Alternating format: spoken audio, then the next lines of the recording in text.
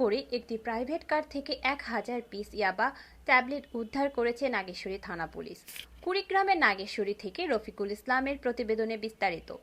মঙ্গলবার 9 ডিসেম্বর বিকেল 4:30 উপজেলার কলেজ মোড় এলাকায় এ অভিযান চালানো হয়। নাগেশ্বরী থানা পুলিশ জানায়, মাদক পাচারের একটি চালান নাগেশ্বরী হয়ে সীমান্ত এলাকা থেকে দেশের বিভিন্ন এলাকায় যেতে পারে। এমন তথ্যের ভিত্তিতে পুলিশের একটি টিম বিশেষ চেকপোস্ট স্থাপন করে। এ সময় সন্দেহজনক একটি প্রাইভেট কার থামিয়ে তল্লাশি চালালে পলিথিন মোড়ানো অবস্থায় 1000 পিস ইয়াবা ট্যাবলেট উদ্ধার করে ঘটনাস্থল থেকে গাড়িতে থাকা 2 ব্যক্তিকে আটক করে। আটককৃতরা হলেন মোহাম্মদ রফিকুল ইসলাম ও মোহাম্মদ সুরুজ আলী। তাদের বিরুদ্ধে মাদকদ্রব্য নিয়ন্ত্রণে আইনে মামলা প্রস্তুত করা হয়েছে বলে জানিয়েছেন অভিযানের নেতৃত্ব দেওয়া নাগেশ্বরী থানার সিনিয়র এসআই অপূর্ব কুমার বর্মন। তিনি বলেন, মামলার কার্যক্রম চলমান রয়েছে।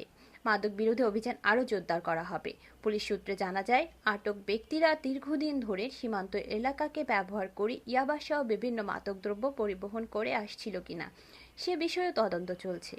উদ্ধারকৃত গাড়িটি থানায় জব্দ রাখা হয়েছে।